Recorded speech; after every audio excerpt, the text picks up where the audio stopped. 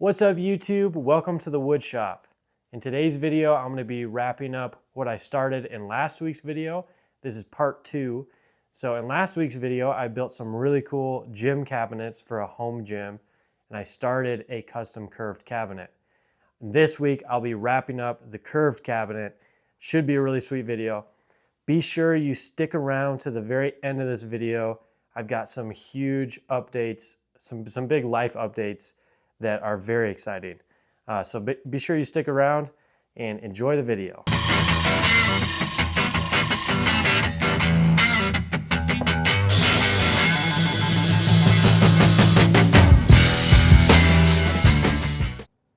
All right, so if you guys missed last week's video, I built the box for this cabinet. It's an Ellipse cabinet, as you can see it behind me there.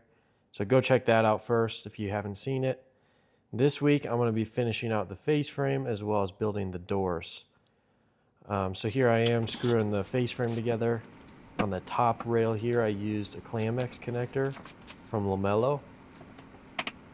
And I've left all the parts along of this face frame, that way I can cut it to final size. I also templated the space this is going in because it's going to be tight on all sides. So I scribed in a template, and the outside of this face frame is pre-scribed to fit. Now I'm moving over to the joiner, joining this big maple board here.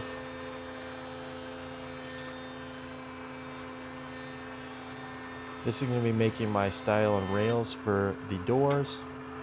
It's a slim shaker profile. So I'm ripping, finished width will be 1 inch by 1 inch.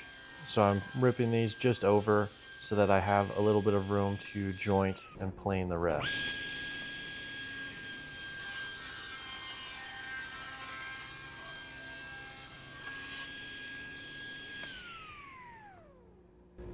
As you can see, this board's a little wavy.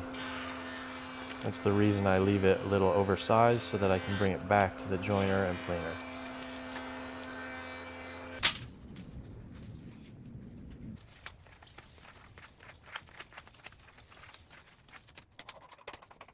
And here are my strips for the bent lamination for my top rail.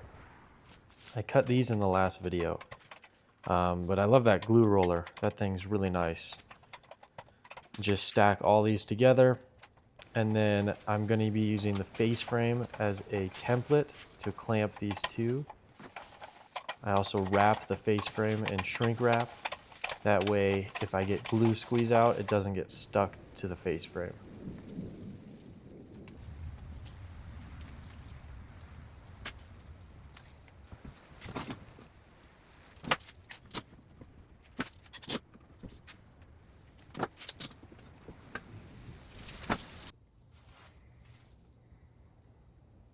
There's the finished result. Got good glue squeeze out all the way. So these are extra wide as well, so that I can take it to the joiner and planer to clean up the edges. I start out with a rough hand planer to get it close, and then I bring it over to the joiner. It's a little tricky with the shape, but it's very doable. Got one side nice and flat, then bringing it through the planer here. Again, you got to be super careful. Rotate it as it comes out there. Then here is the other side of the door. Here I used a clamping caul on the bottom side.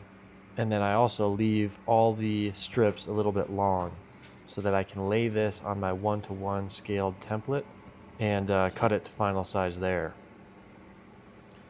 So right here I'm making the center mullion for the face frame. This is going to be 2 parts, and you'll see what I'm doing here, but the back part is going to be a little bit wider and is going to be my door stop. So I'm basically gluing these 2 boards here together. The front piece will be the finished face frame. The back piece there will be what the doors get stopped up against. I'm just shooting some biscuits so that these all line up perfectly.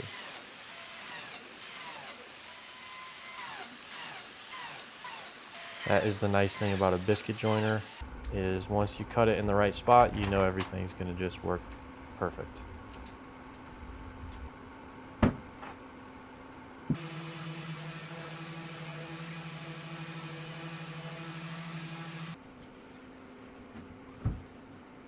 Then those are glued together now, and I'm laying out for all of my shelf pinholes. I've got shelf pinholes that I've drilled into the box on both sides. I used a 3/4 inch back on the box as well. You can see all the holes that are drilled in back there. And then I've also got holes on this middle mullion. So the shelf's gonna be pretty strong.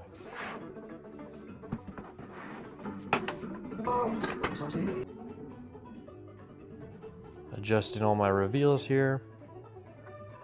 Got those guys cut to size. That's why this template is so nice, because you can lay it all out on here and basically reference off of the template. So I'm using a small domino to connect all the stile and rails together. Again, this wouldn't be a very strong door if the strength was coming from the stile and rails. So the majority of the strength will be coming from the panel. But I still do want the outside frame to be strong and all glued together. And it's so narrow, so fitting a small domino in there was really the only option.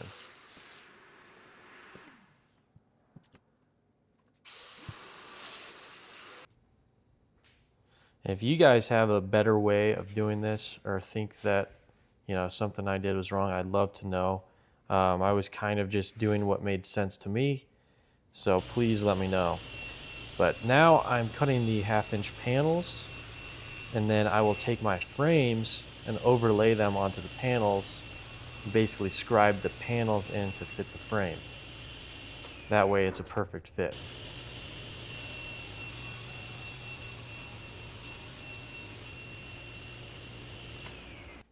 All right, so I guess I missed filming a few things, but I'm using more Clamex connectors as well as biscuits here to glue in my panels. The Clamex connector I'm using all along the curved part of this door, and that's because I can't really clamp. I can't really get a clamp on there because it'll just slip off. So with the Clamex connector, it's really nice because you can get really good clamping pressure all along the curve. And that flushes out with the back, and then I will Bondo and sand any small little seams. Here is the shelf. It's just a 3/4 inch edge banded shelf. And now it's time to glue on the face frame. A lot of times I'll fit in the cabinet first and then scribe the face frame in place. But I figured I could glue on the face frame now, since the face frame is pre-scribed to the opening, as well as the sides of the drywall where this is going have not yet been finished, so any small little gaps can be floated.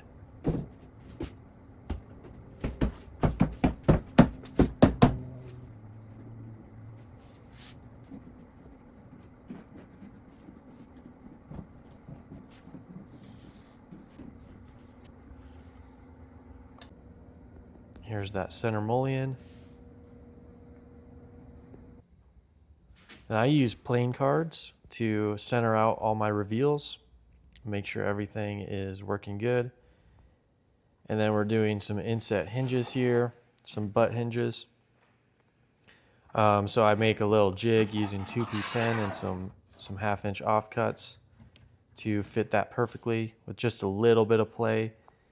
And then I use a flush trim router bit, and I route those into place on the door. Then I also will use the exact same template and transfer that to the box, the cabinet box, or the face frame.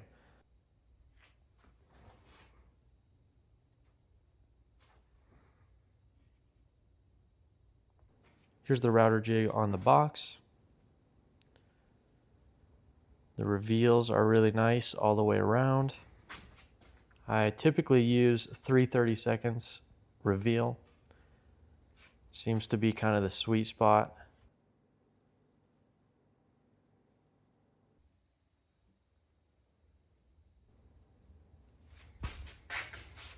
We're sticking out a little bit here at the top. I'll show you shortly how I fixed that using magnets.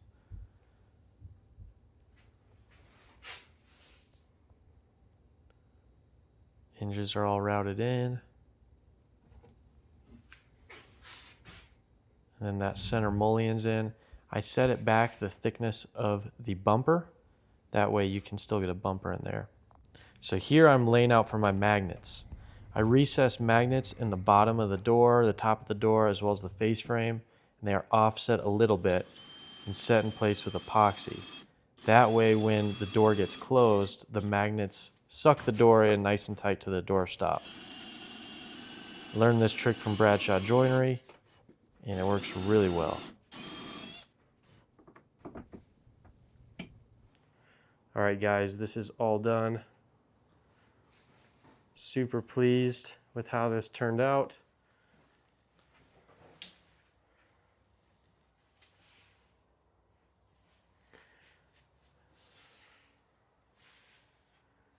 Everything looks good.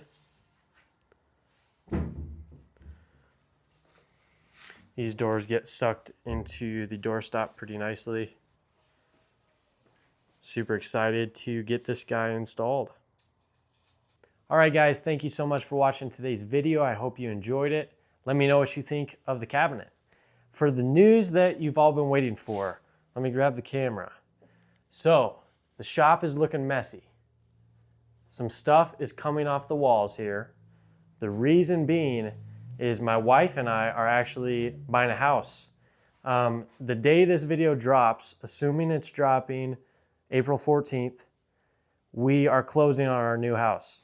And this has been an amazing spot. We've been renting this house, and I get a 2-car garage here, and the shop has been sweet. I've been able to build amazing stuff in here and make some really cool content. But we wanted something of our own, so we're closing on a house today. And I will make a separate video on it and show you guys everything. It is quite the fixer-upper. It's gonna need a lot of work, and I'll be able to make some really cool videos of it. It's a 1940s home in Denver. We're super stoked. The best part is the garage is bigger than this one. It is, I don't know, maybe double. Maybe not double, but it's big. 10-foot ceilings. This is 8, and it is going to be a lot more space. So I'll be able to build a really cool wood shop in it. I'm super excited, and yeah, I'm looking forward to filming some content over there and showing you guys all about it. So stay tuned, follow along. I will be probably filming a video this week or next, showing you guys the new property. So we're super excited, we're very blessed, and thank you so much for watching. Stay tuned for more. Please like and subscribe.